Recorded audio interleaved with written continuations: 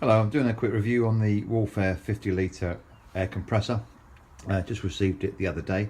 Um, Pretty good use, pretty good bit of kit, to be honest. Certainly for hobby sort of domestic use. The cylinder's big enough.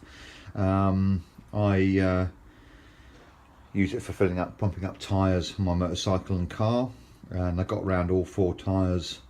In fact, the 2 tyres on my bike as well, without it needing to recharge, which is all good. So it comes in a large box, all pretty much assembled. 2.5 horsepower electric a motor, all attached on top. There's not much you have to do there. 2 wheels, 2 on either side, and some bumper stops on the front, all just bolted together quite easily.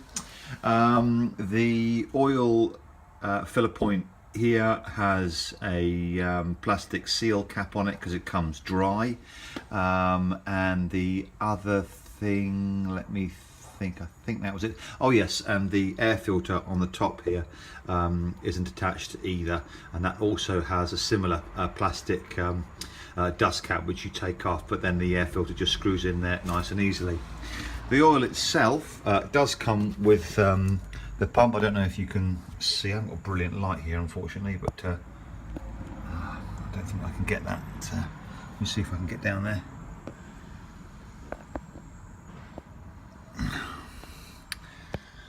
Right, there it is. You'll see a looking glass through there. You just basically fill it up until it's halfway up, and that's basically it. I think it took about 15 minutes or so to assemble, so it's pretty straightforward. I think these pumps are better pumps because the dry pumps, any engineer will tell you that all those moving parts without any sort of real lubrication, it's only a matter of time before they go wrong. So if you want some longevity and a decent pump, then get a wet pump like this with oiling the moving parts. I think it will last a lot longer. Operating pressure on here is about 8 bar, which is about 120 psi. It's regulated up to that, and then you can set the pressure that you want the external services via this, I suppose it's a pressure valve, pressure control valve, and you can set that however you like. I can probably give you a demonstration on that now. If I turn this anti-clockwise, it'll bring it down. If I turn it clockwise, it increases it. So depending on the tools that you're using, they may have a limitation on the operating pressure, so you can adjust it on there reasonably accurately, I think. Knob on the top here, red button, pull up for on, push down for off. And then when you use the services, as soon as the pressure drops below 6 bar, it'll then recharge, which, as I say, is enough to do 4 tyres on a car and 2 tyres on a motorcycle as a top up before there's any problem. The services I've got attached to it is via this, I got this off of Amazon. It was a retractable hose, almost sort of nylon sort of hose, really, goes out to sort of 10 meters, and that's attached to the front. And also I've got an air gun which I use for once I've washed the car or the motorcycle, taking all the water out of the cracks and bits and pieces. So that's my primary use.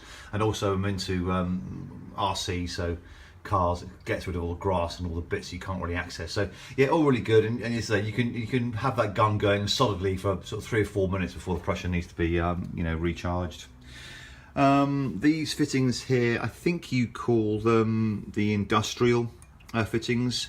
From memory, this hose came with it, with the coupling, and then I needed to get some extra couplings for that unit there to plug into here. So if you look for those commercial fittings, you should be fine. In terms of maintenance for it, not much really. Just make sure there's plenty of oil in there. I think you have to drain it every 100 hours or something. But it does also say that every week you should drain any water which builds up in the bottom of the tank, because obviously when air has water in it, and when you compress it, you can get a bit of build-up of water in the bottom. What it doesn't say in the instructions, however, is that you have to depressurize the system.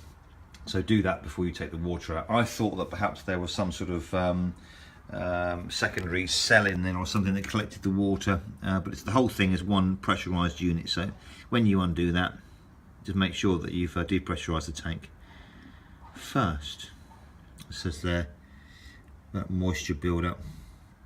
Drain the moisture from the tank every week to prevent tank corrosion.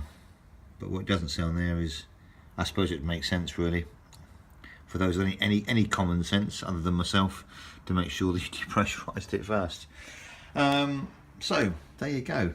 Hope that helps for anybody that's considering it. I think it's a really useful bit of kit. I think if you're operating lots of accessories, guns, wrenches and that sort of stuff on a regular basis, and you know, using it a lot, perhaps you might want to go for the 100 litre or the 150 litre tank, which has a slightly larger engine, but of course they're more expensive.